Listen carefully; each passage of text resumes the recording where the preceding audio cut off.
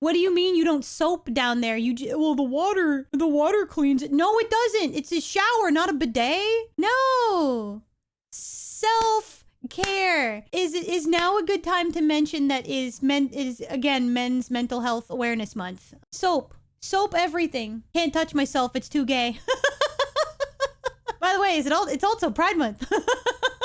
Get that scrub brush. Wash your butt. Everybody should be washing their butts. Everybody should be watching their crotch bits. Everybody should be watching their underarms, their pits. Everybody should be watching all of the stinko areas. If you're a lady, you gotta get the under boob area. You gotta get under the apron belly. You gotta get in all these little places. You gotta do it. You gotta do it. Take care of yourselves, babies. Take care of yourselves. Wash your under the butt nut hut, please. Some of us like to be in there for recreational purposes. Wash it. Reason why I carry dude wipes when I get done with sweaty situations. Those dude wipes, those are actually great. Those are great when you're done with the gym. I say we can learn a lot from the LGBT community, especially about taking care of ourselves and not following society scripts. Absolutely. Absolutely. Self-care is not just for women. Self-care is for men too.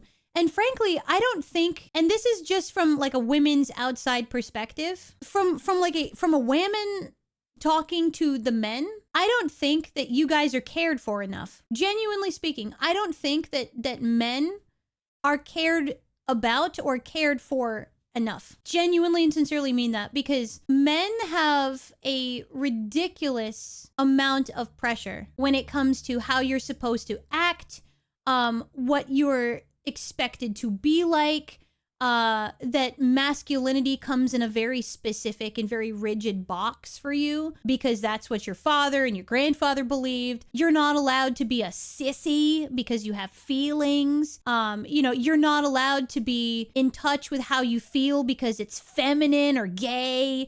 There's so much emotional and psychological trauma for men that does not get addressed. Yeah, exactly. So you're expected to be this rugged personification of the social structure of what a male is supposed to be like without being allowed to understand that every single person is different.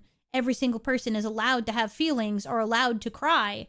And none of these things define who you are, but you're still expected to stay within that box. It's extremely stressful, let alone if you're dealing with relationships and women. The man is expected, and to a degree this goes both ways, but traditionally the man is expected to pay for things. The man is expected to provide. The man is expected to do things.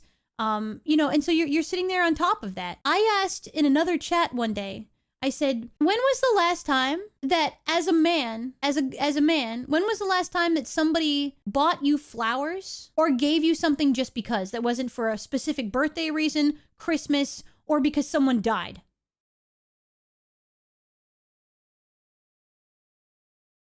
When was the last time you guys got flowers? Just because. You can do that. You can do that. I bought my man flowers. Had him delivered right to his work. Love you. Mwah. After my surgery 14 years ago. And not since then. And that's a crime.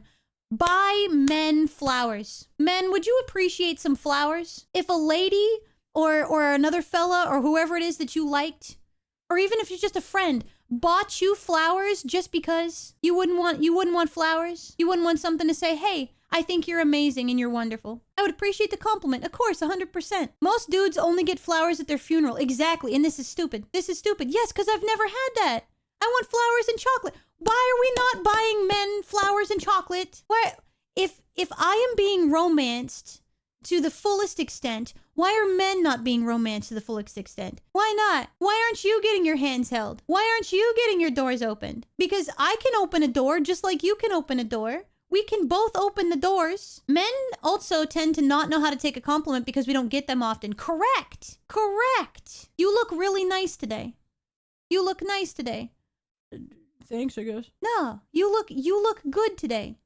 Your hair looks nice today. Hey, that looks really good on you. That color looks nice on you. Men don't get enough compliments that are, by the way, genuine, sincere compliments and not sexual compliments. I never treat sexual commentary as a compliment. I don't care how cool or how nice you think it is. You look really hot in that dress.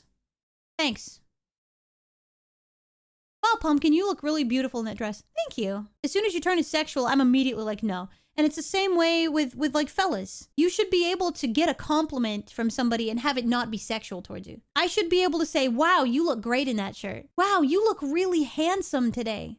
Should never have to be a sexual come on. So that's what I'm saying. You guys deserve flowers. You guys deserve a handhold. You guys deserve the okay to say, hey, we're watching a sad movie and you should be able to cry at that movie. You guys grow up around this box, this expectation of toxic masculinity that you should never, ever have to be part of. So that's why I'm like, so give dudes a little bit of a slack sometimes. Give dudes a little bit of a slack sometimes because they're under a lot of pressure too. And, you know, in us as women, we kind of end up being victims of that mentality. That is not your fault. It's kind of like blaming the victim for something that they had to experience, you know, like you're doing the best you can, but therapy's out there, you know what I'm saying? Emotional constipation. I cry when I watch Optimus Prime die in a Transformers movie because it's sad and you should. There is nothing that is more attractive than a person that is in tune with their emotions. Being in tune with your emotions is incredibly attractive. Incredibly attractive. It shows emotional maturity.